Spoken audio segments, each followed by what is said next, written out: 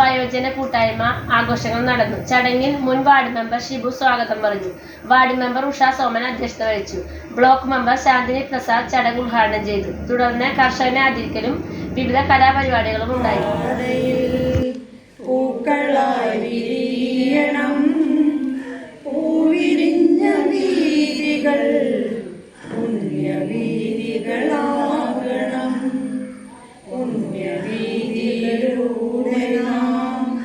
യാത്രയെന്നും ചെയ്യണം.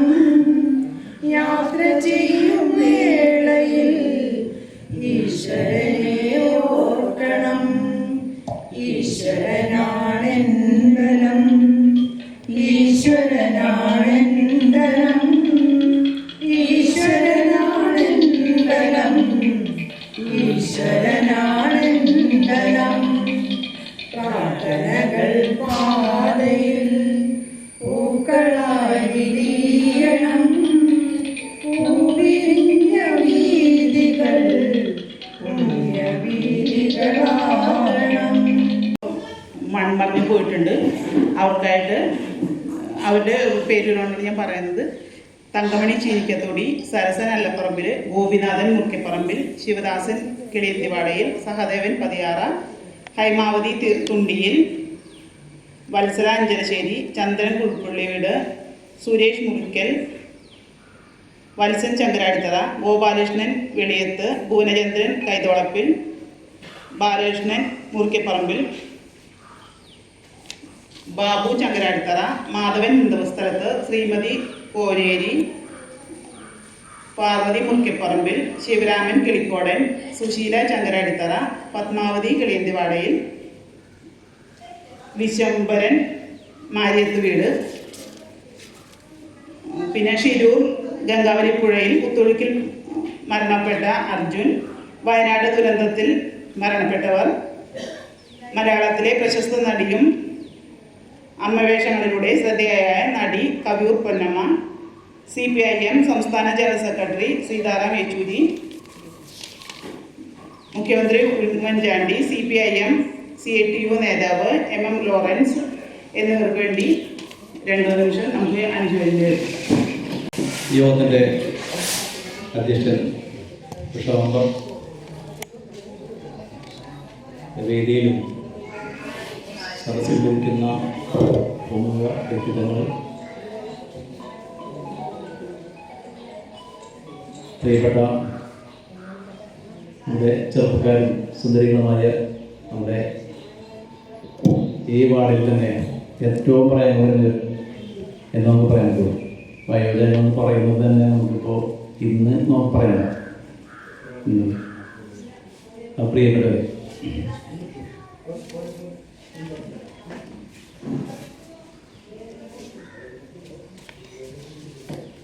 ലോകാരോഗ്യ സംഘടന 1990 ഡിസംബർ 14 ഒക്ടോബർ 1 വയോജന ദിനമായിട്ട് ആചരിക്കുന്നതിനുള്ള തീരുമാനമെടുത്തത്.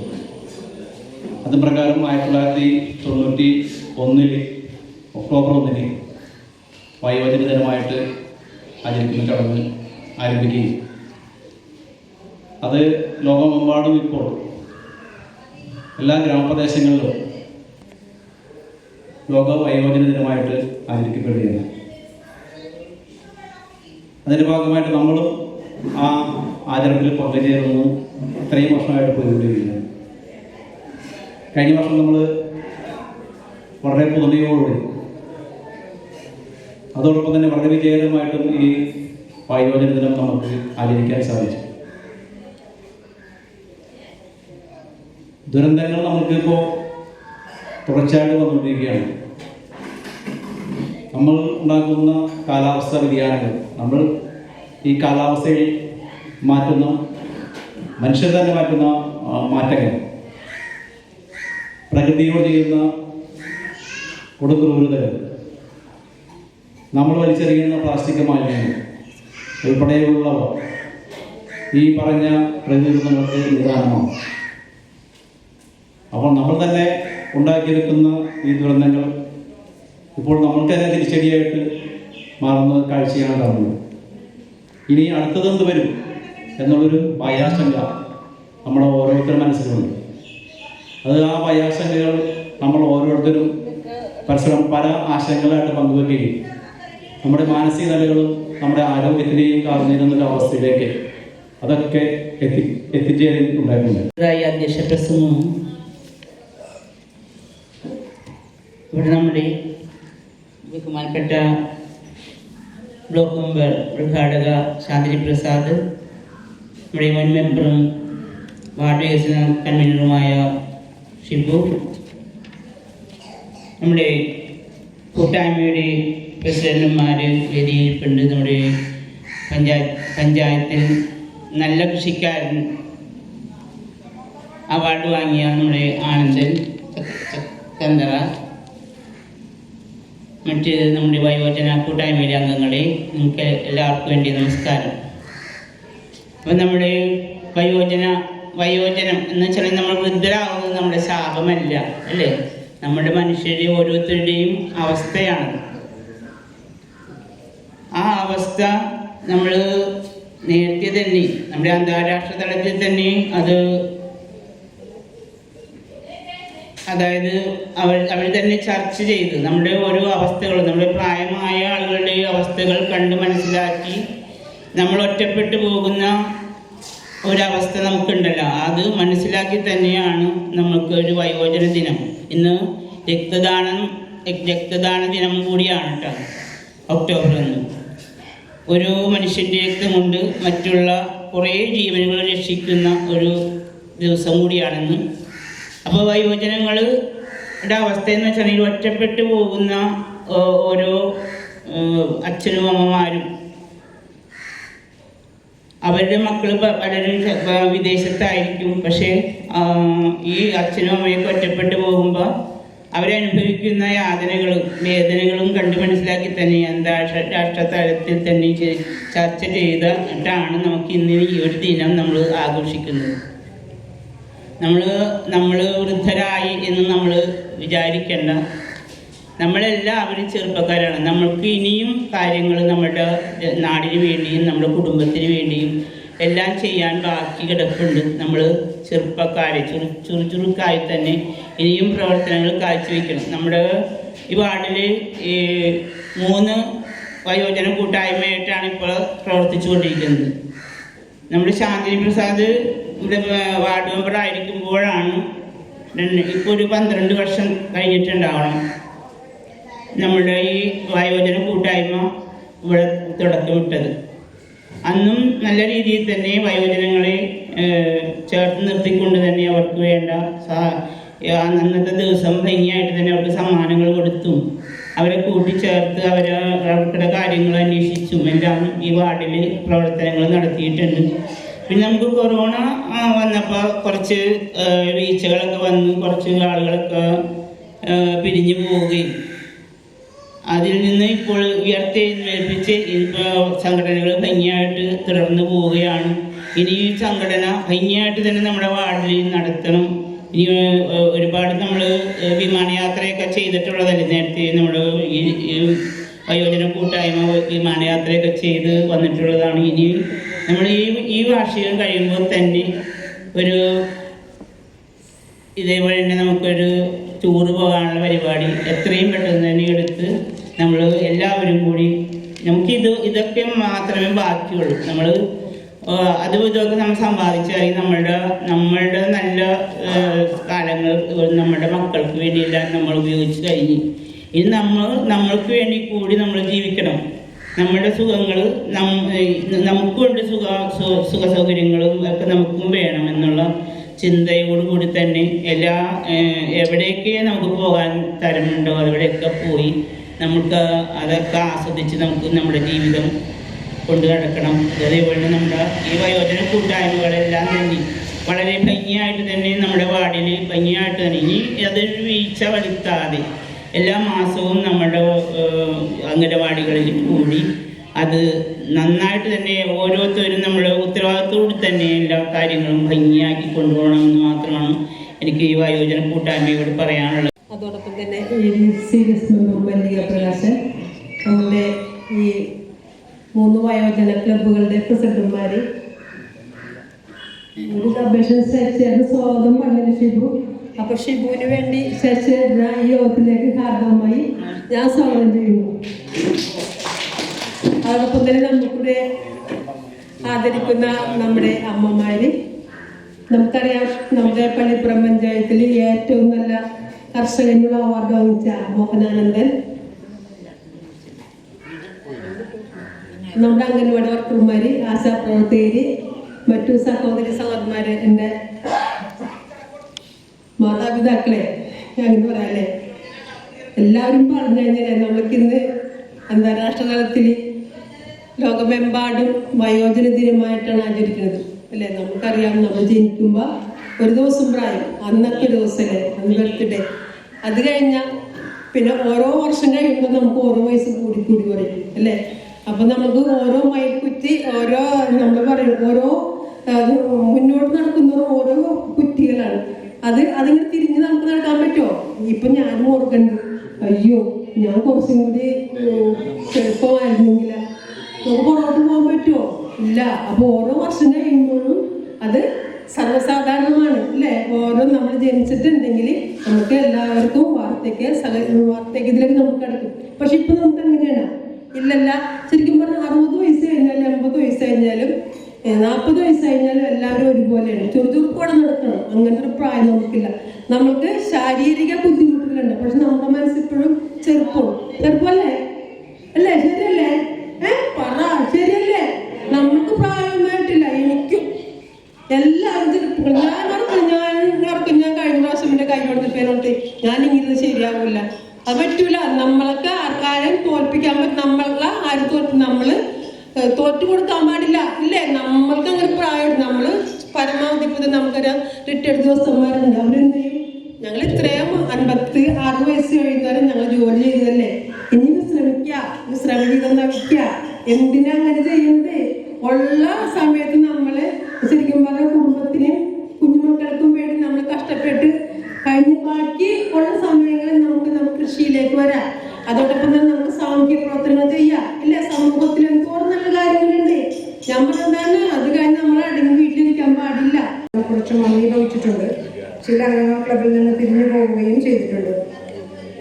പിന്നീട് വയോജന ക്ലബ്ബുകൾ പുനർരൂപീകരിച്ചപ്പോൾ പിരിഞ്ഞു പോയവർ പുതിയതായി ചേരുകയും ചെയ്തിട്ടുണ്ട്. ഇപ്പോൾ വളരെ നല്ല രീതിയിൽ പ്രവർത്തിച്ചു വരുന്നുണ്ട്. ഈ വയോജന ക്ലബ്ബുകളുടെ വാർഷികം 1/10/2023 വളരെ നല്ല രീതിയിൽ വാർഡ് മെമ്പർ ഉഷ സോമന്റെ അധ്യക്ഷതയിൽ നടത്തുകയും ചെയ്തു. ആദ്യമായി നമ്മുടെ കൂട്ടായ്മയിൽ നിന്ന് വിട്ടുപിരിഞ്ഞ എല്ലാ അംഗങ്ങൾക്കും അനുശോചനം രേഖപ്പെടുത്തി. ബ്ലോക്ക് മെമ്പർ ശാന്തിനി പ്രസാദ് വയോജന ദിന ചടങ്ങുകൾ ഉദ്ഘാടനം ചെയ്തു. അതിനുശേഷം മുൻ വർഷത്തെ റിപ്പോർട്ട് അവതരണം നടത്തി. CDS അംഗം രത്നമല്ലിക പ്രകാശൻ, അപ്പെക്സ് പ്രസിഡന്റ് അബ്ദുൾ റഹ്മാൻ പ്രകാശൻ എന്നിവർ ആശംസകൾ അർപ്പിച്ചു. അതിനുശേഷം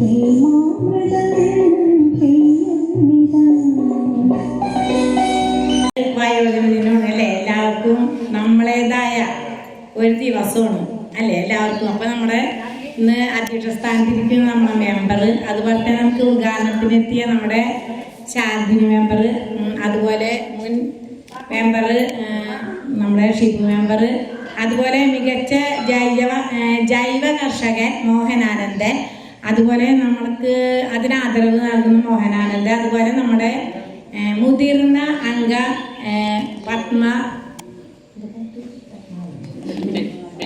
പത്മിനി അമ്മ, അതുപോലെ തന്നെ സ്റ്റേജിൽ ഇവിടെ ഇരിക്കുന്ന എല്ലാ വിശിഷ്ടാതിഥികളെ, എൻ്റെ പ്രിയപ്പെട്ട അമ്മമാരെ എല്ലാവരെയും, ടീച്ചർമാരുണ്ട്, അതുപോലെ വർക്കർമാരുണ്ട്, ആശാപ്രവർത്തക എല്ലാവരും ഉണ്ട്. അപ്പോൾ നമ്മളിന്ന് വയോജന ദിനമാണ്. അപ്പം ഒരു തർക്കം ഉണ്ടായിരുന്നു. ഞാൻ എന്നാണ് ഇവിടെ വയോജന ദിനം ഇവിടെ കൂടിയത് അന്ന് തുടങ്ങി ഞാൻ ഇന്ന് വരെയുണ്ട്. അപ്പം എല്ലാവർക്കും കഴിഞ്ഞ വർഷം തർക്കം ഉണ്ടായിരുന്നു. എനിക്ക് ഒരു 5 കൊല്ലം മുന്നേ 60 വയസ്സായെന്നാണ് ചില ആളുകൾക്കൊരു ധാരണ. കാരണം എല്ലാ വയോജന ദിനത്തിലും ഞാൻ വരുന്നുണ്ട്. അപ്പോൾ എനിക്ക് അന്നൊരു 60 വയസ്സ് അവർ കണക്കാക്കിയാണ്. അപ്പം എനിക്കൊരു 65-68 വയസ്സായെന്നാണ് എല്ലാവരും. അപ്പം അത്രയൊന്നും ആയിട്ടില്ല എന്ന് ഞാൻ ഇവിടെ ഒന്ന് പറയാണ്. ആവും, പക്ഷെ ഇതുവരെ ആയിട്ടില്ല. അങ്ങനെ ഒരു സംഭവം ഉണ്ടായിട്ടുണ്ട്. അപ്പം അതൊന്ന് തിരുത്താണ്. പിന്നെ ഇന്നിപ്പോൾ എല്ലാവർക്കും മടിയാണ്. എത്രയോ പേരെ നിർബന്ധിച്ചിട്ടാണ് നിങ്ങൾ ഓരോരുത്തരെയും ഓരോ പരിപാടിയിൽ പങ്കെടുത്തത്.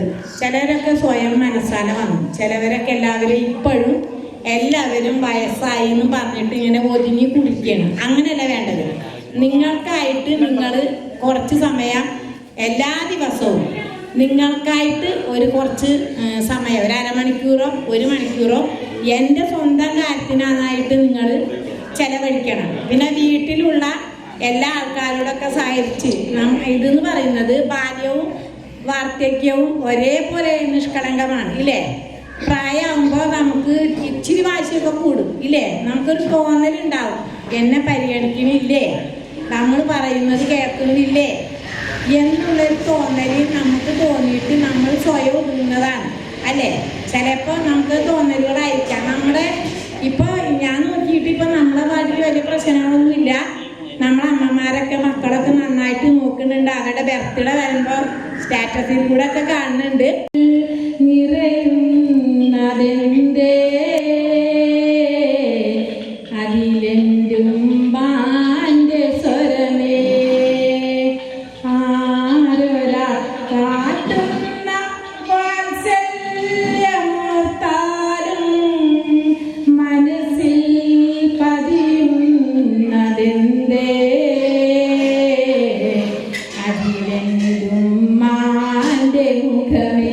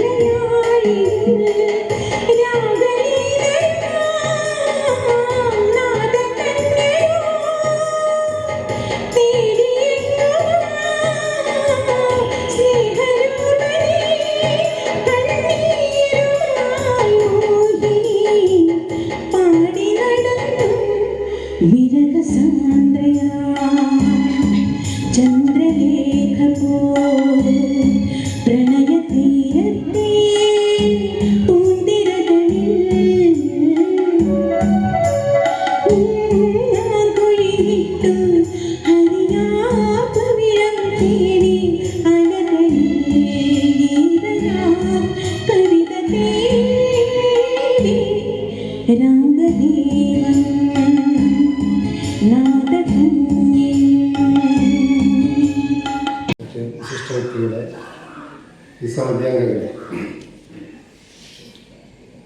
നമ്മുടെ ബ്ലോക്ക് പഞ്ചായത്ത് മെമ്പർ പ്രസംഗിച്ച ഒരു കാര്യം പറഞ്ഞിരുന്നു. നമ്മുടെ ഈ ഓൾഡ് ഏജിൽ വളരെ റിലാക്സ് ചെയ്യാൻ പറ്റിയൊരു ഇതാണ് കൃഷി എന്നുള്ളത്. ഇത് നിങ്ങൾക്കറിയാം, ഞാൻ തിരുവനന്തപുരത്താണ് താമസിച്ചിരുന്നത്. അപ്പോൾ ഇവിടെ ഞങ്ങൾ റിട്ടയർഡായിട്ട് വരുമ്പോൾ തന്നെ ഞാൻ മനസ്സിൽ പ്ലാൻ ചെയ്തിരുന്നു, നമ്മുടെ റിലാക്സ് ഇനിയുള്ള ജീവിതത്തിൽ കൃഷി നല്ല രീതിയിലൊരു കൃഷി ചെയ്യണമെന്ന് തീരുമാനിച്ച് അപ്പോൾ വന്ന് ഞങ്ങൾ പെര മെയിൻ്റനൻസ് ചെയ്യുമ്പോൾ തന്നെ ഈ കൃഷി മുന്നിൽ കണ്ടുകൊണ്ട് അതിനനുസരിച്ച് ഒരു ബാക്ക്ഗ്രൗണ്ട് വർക്ക് ഞാൻ ചെയ്തിരുന്നു.